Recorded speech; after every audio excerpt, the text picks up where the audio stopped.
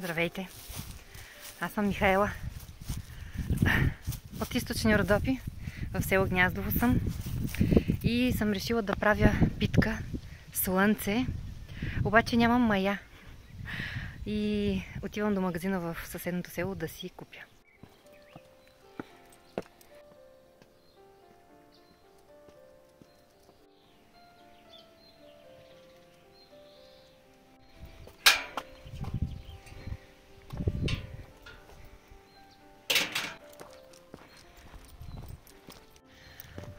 Днес е топло, много приятно време.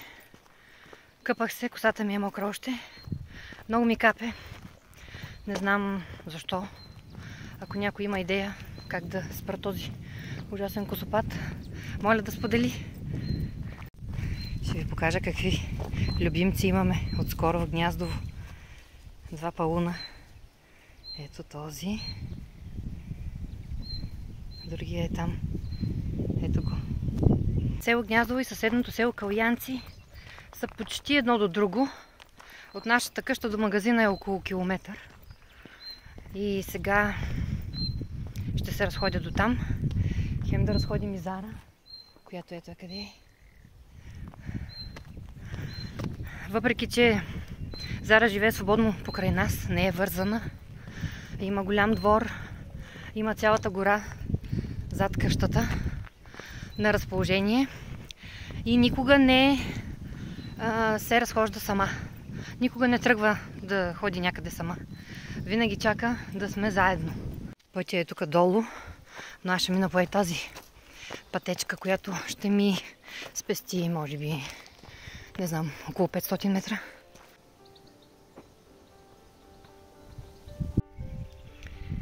Тази къща се продава. Ако някой иска да си купи имот в село Гняздово, има хубава гледка. Има мащерка. Ох, Зара! Ето.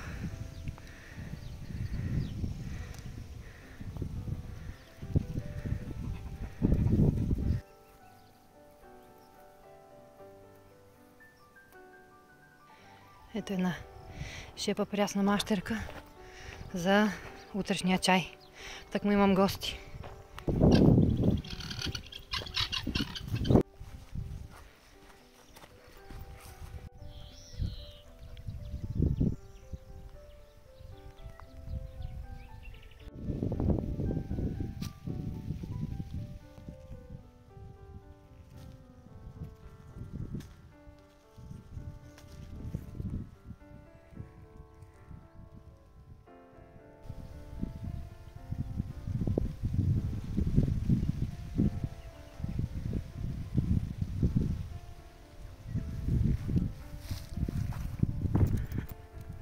Дребнички, но сладки.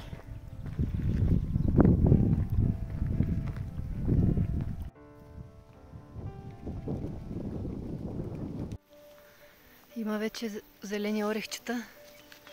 Скоро ще са готови за сладко, даже може би са готови вече.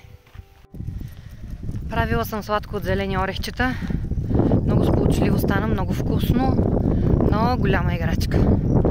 Първо се накисват.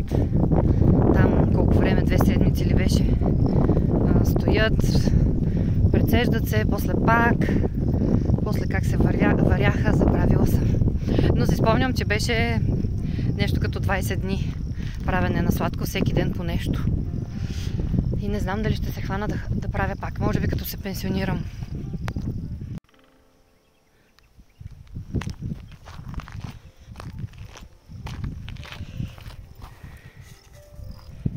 Ще го взема да го хвърля в контейнера.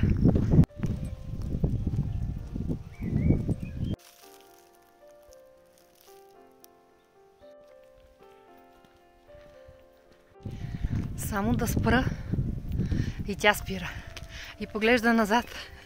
Все едно казва, хайде, няма ли да идваш? Въобще не се отделя от мен.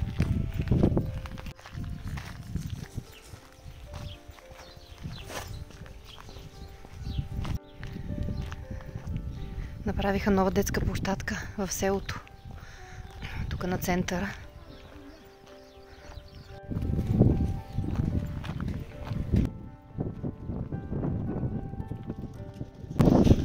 Добър ден!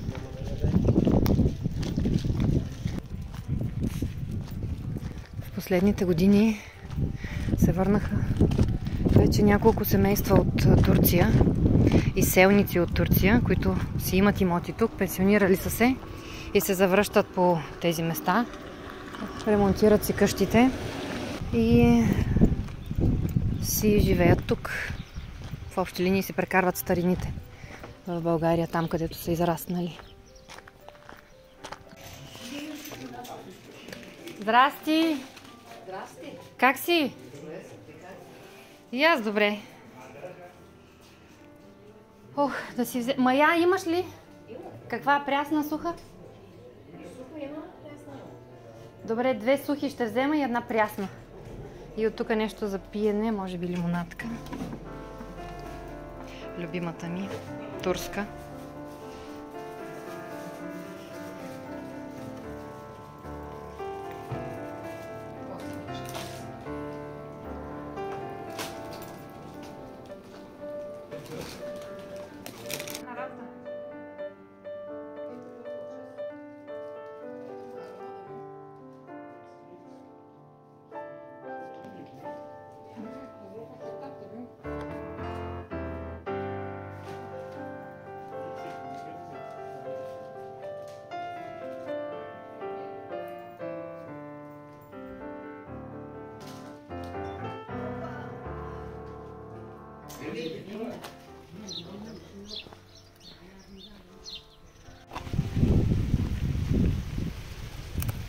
Малко лапът да наберем за орището.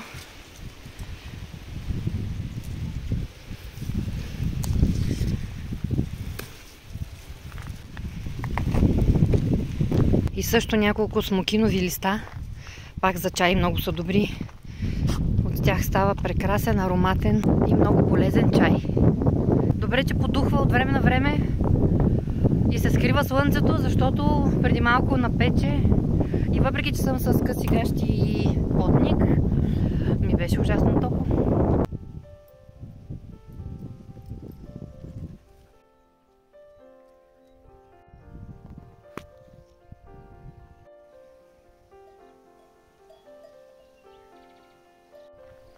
Върнахме се, направихме си билки, купихме мая и сега ще правя питка.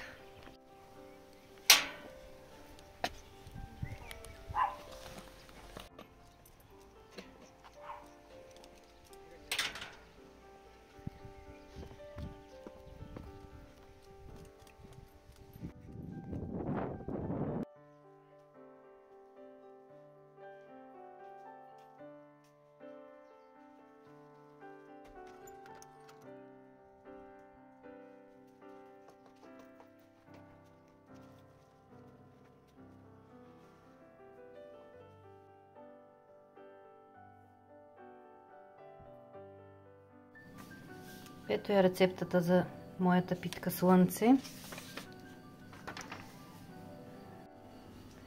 За питката имаме 800 грама брашно, плюс 50 за премесването, 2 яйца, от които съм отделила един жълтък за намазване на питката отгоре, 100 мл вода, малко е бяла, защото използвах същата купа, с която премерих млякото, и половин пакетче прясна мая, 160 мл масло разтопено, 250 мл мляко, 1 супена лъжица сол, 1 супена лъжица захар. И сега в топлата вода слагаме маята.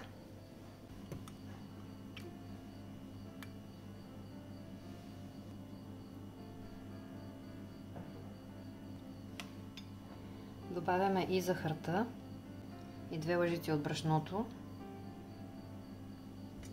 Разбъркваме и оставяме да шупне за около 15 минути. Маята вече е шупнала. Вижте как хубаво се е изпълнила купичката.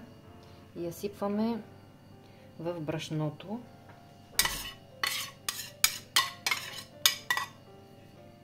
Сипваме също млякото.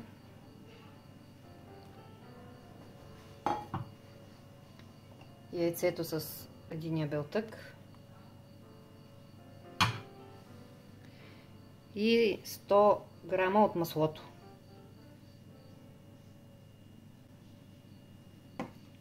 И солта. Разбъркваме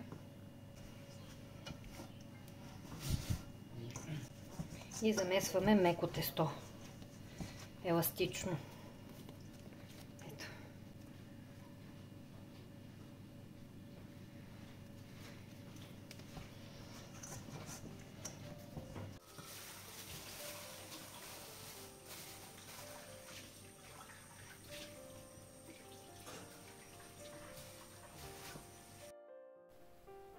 Тестото е станало двойно.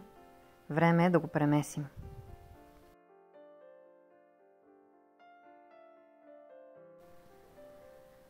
Премесваме тестото с малко брашно, за да не лепне, и енергично го намачкваме, за да се активира глутенът в брашното. След което го оставяме да втаса втори път.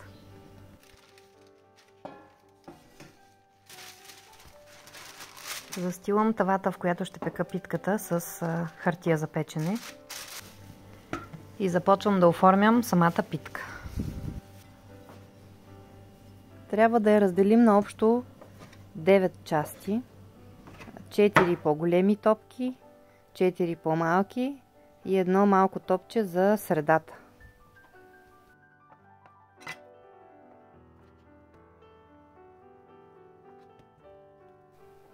И ето ги тестените топчета, които сега ще оформим като слънце.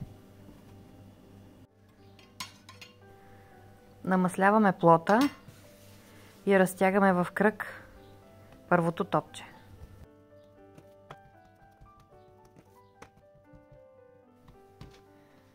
Намазваме отгоре с масло хубаво и слагаме в тавата.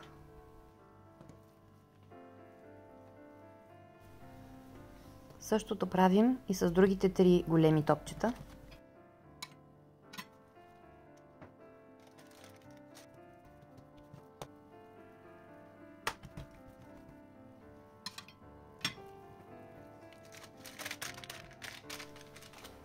И с остър нож режем на 8 парчета.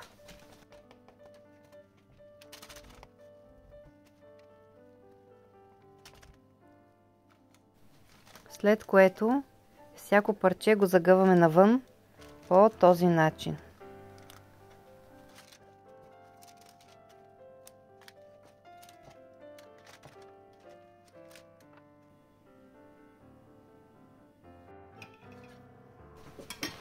Следва вътрешният кръг от следващите 4 топчета.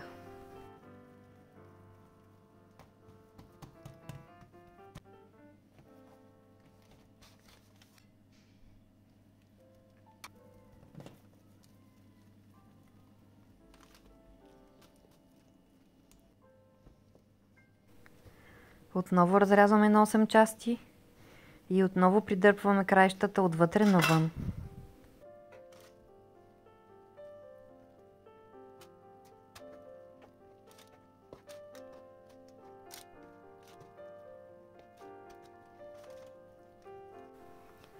Последната 9-та част от тестото е за средата и по този начин оформихме нашата питка слънце, която сега ще намажем обилно отгоре с жълтък и останалото масло.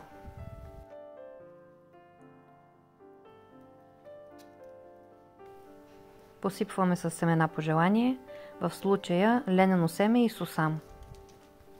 Печем във фурната на 190 градуса, докато придобие хубав кафяв загар.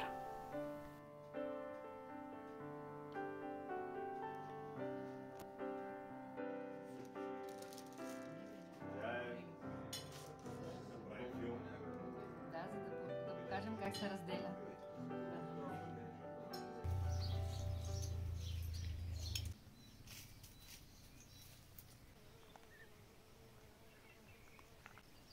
И сега ще ви покажа моята рецепта за ориз гарнитура за 20 човека.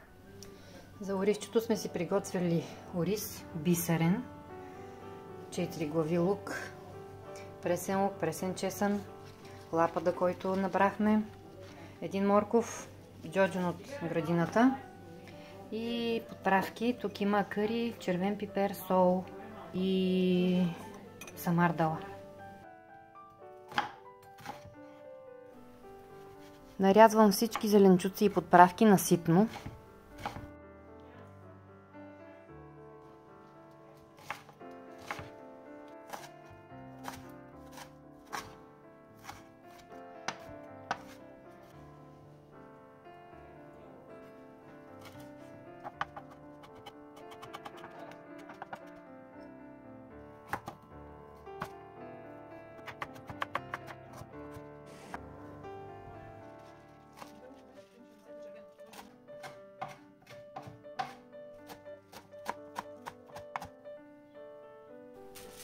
Оризът съм го измила хубаво предварително и може да ви се стори странно, но аз не запържвам ориза с зеленчуците, а директно смесвам всичко в тавата, добавям подправките, слагам олио, слагам бульон и пека в фурната. На бисерният ориз съотношението е 1 част ориз към 4 части течност.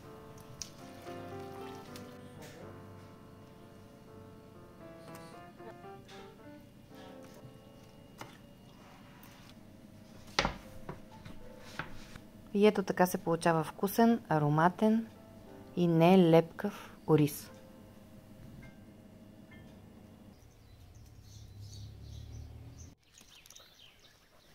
Това беше всичко от мен за днес. Надявам се видеото да ви е харесало. Благодаря, че ме гледахте и ще се видим следващия път.